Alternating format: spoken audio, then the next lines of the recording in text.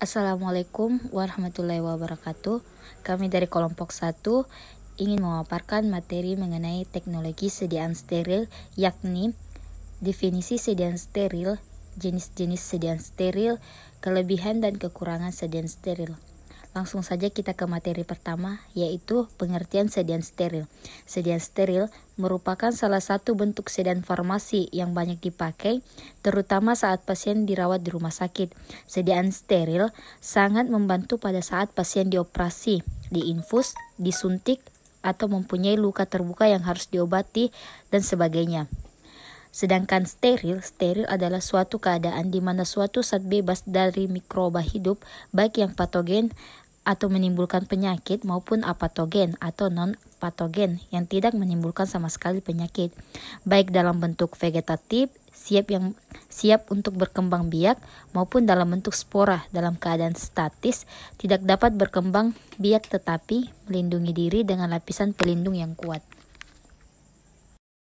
Baik, saya Adila Rezita akan memaparkan materi tentang kelebihan dan kekurangan sediaan steril, yang mana kelebihannya yaitu aksi obat lebih cepat, cocok untuk obat inaktif jika diberikan secara oral, obat yang mengiritasi bila diberikan secara oral, kondisi pasien, pingsan atau dehidrasi sehingga tidak memungkinkan diberikan secara oral.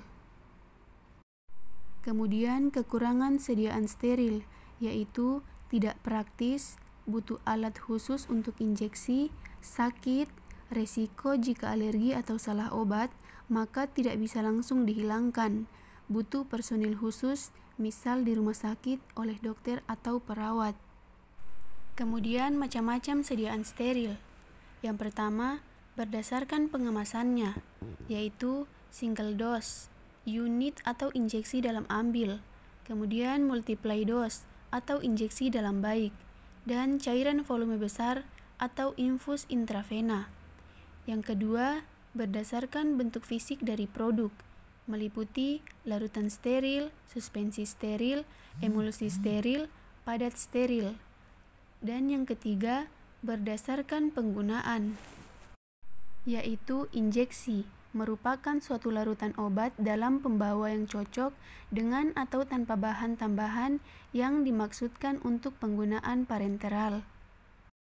Kemudian cairan infus merupakan injeksi khusus karena cara pemberiannya dan volumenya besar, berguna untuk perbaikan keseimbangan elektrolit, pengganti cairan tubuh atau infus dextrosa dan NaCl, dan membantu diagnosis penentuan fungsi ginjal atau injeksi manitol. Sekian pemaparan dari saya serahkan ke pemateri berikutnya. Selanjutnya adalah macam-macam sediaan steril. Sediaan steril yang pertama yaitu injeksi. Menurut Farmakope Indonesia edisi 3, injeksi merupakan sediaan steril berupa larutan, emulsi, suspensi atau serbuk yang harus dilarutkan atau disuspensikan terlebih dahulu sebelum digunakan, yang disuntikkan dengan cara merobek jaringan ke dalam kulit atau melalui selaput lendir. Berdasarkan wadahnya, injeksi dibagi menjadi dua, yaitu ampul dan vial. Yang pertama, ampul.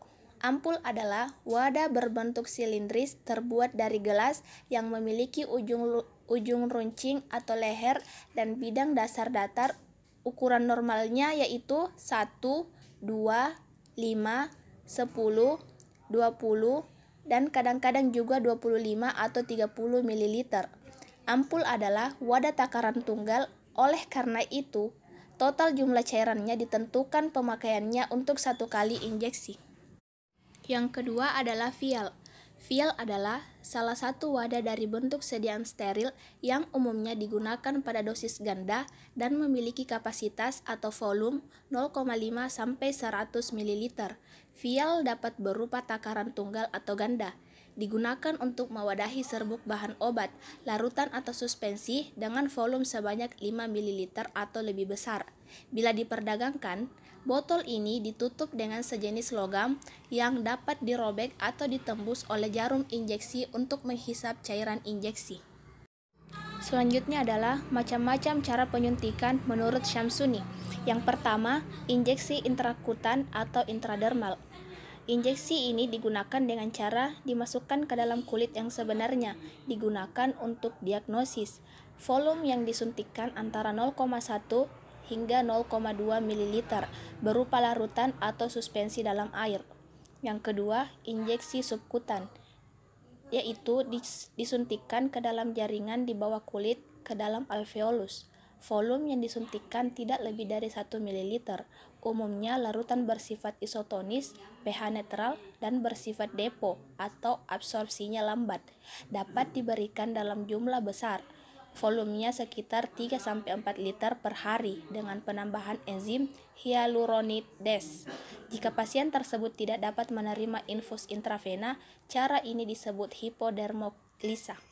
Yang ketiga, injeksi intramuskular, yaitu disuntikkan ke dalam atau di antara lapisan jaringan atau otot.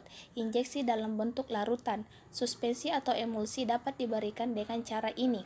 Yang berupa larutan dapat diserap dengan cepat, yang berupa emulsi atau suspensi diserap lambat dengan maksud untuk mendapatkan efek yang lama. Volume penyuntikan antara 4-20 ml.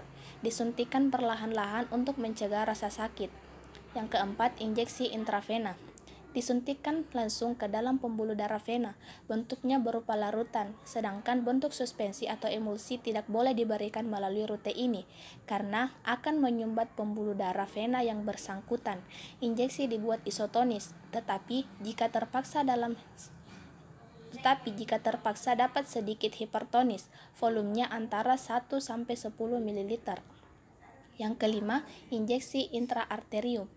Disuntikkan ke pembuluh darah arteri atau perifer atau tepi. Volumenya antara 1-10 ml, tidak boleh mengandung bakterisida. Yang keenam, injeksi intrakordal atau intrakardiak. Disuntikkan langsung ke dalam otot jantung atau ventricle. Tidak boleh mengandung bakterisida, disuntikkan hanya dalam keadaan gawat. Yang ketujuh, injeksi intratekal. Disuntikkan langsung ke dalam saluran sumsum tulang belakang di dasar otak antara 3-4 atau 5-6 lumbar vertebrata, tempat terdapatnya cairan cerebrospinal. Larutan harus isotonis karena sirkulasi cairan cerebrospinal lambat, meskipun larutan anestetik untuk sumsum tulang belakang sering hipertonis. Jaringan saraf di daerah anatomi ini sangat peka. Selanjutnya, injeksi intraartikular. Disuntikkan ke dalam cairan sendi di dalam rongga sendi, bentuknya suspensi atau larutan dalam air. Selanjutnya, injeksi subkonjungtiva. Disuntikkan ke dalam selaput lendir di bawah mata, berupa suspensi atau larutan, dan tidak lebih dari 1 ml.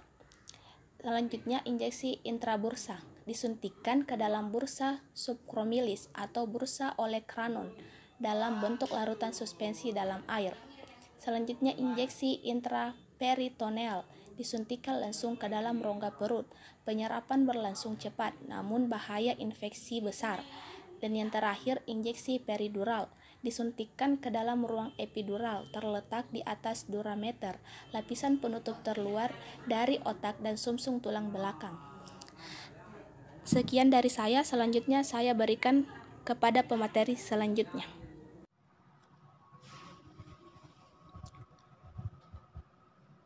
Infus.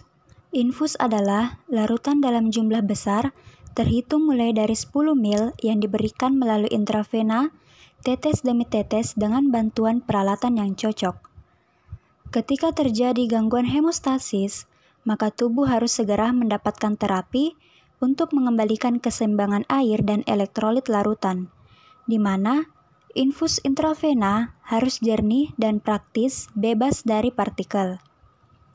Adapun penggolongan sediaan infus berdasarkan komposisi dan kegunaannya, yaitu 1.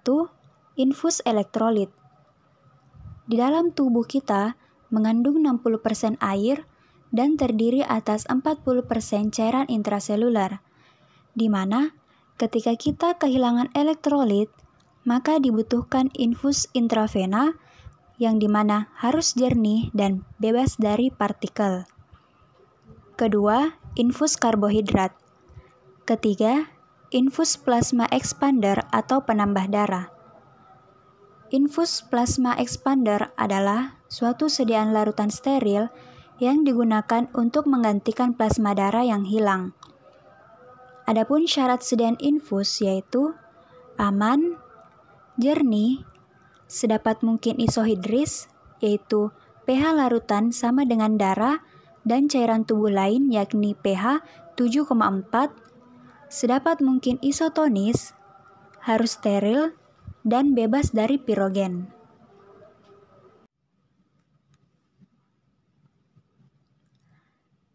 Tetes mata. Tetes mata adalah larutan steril yang ditujukan untuk penggunaan ke dalam kantung konjuktiva. Sediaan ini digunakan pada mata dengan cara meneteskan obat tersebut pada selaput lendir di sekitar kelopak dan bola mata. Tetes mata harus jernih dan bebas dari partikel ketika diperiksa di bawah kondisi visibilitas yang sesuai. Adapun menurut Farmakope Indonesia edisi 3, tetes mata adalah sediaan steril yang berupa larutan atau suspensi yang digunakan dengan cara meneteskan obat pada selaput lendir mata di sekitar kelopak mata dari bola mata. Syarat-syarat tetes mata yaitu pertama, steril, kedua, sedapat mungkin isohidris, yaitu di mana larutan zat harus sedapat mungkin pH-nya sesuai dengan pH fisiologis tubuh, yaitu sekitar 7,4. Ketiga, sedapat mungkin isotonis, yaitu keadaan pada saat tekanan osmosis larutan obat sama dengan tekanan osmosis cairan tubuh kita. Keempat, larutan jernih. Dan yang terakhir, harus bebas dari partikel asing. Pemilihan wadah dan penyimpanan. Saat ini, penggunaan wadah pada obat tetes telinga adalah botol plastik dengan ujung yang lancip seperti pada wadah obat tetes mata, atau bisa juga menggunakan botol kaca dengan tutup yang berpipet. Adapun keuntungan wadah plastik yaitu murah, ringan, relatif tidak pecah, mudah digunakan dan lebih tahan kontaminasi. Adapun kekurangan wadah plastik yaitu dapat menyerap pengawet dan mungkin permeabel terhadap senyawa air dan oksigen. Jika disimpan dalam waktu lama, dapat terjadi hilangnya pengawet sehingga produk menjadi kering dan produk dapat teroksidasi. Sekian pemaparan materi mengenai teknologi sediaan steril. Kurang dan lebihnya mohon dimaafkan. Assalamualaikum warahmatullahi wabarakatuh.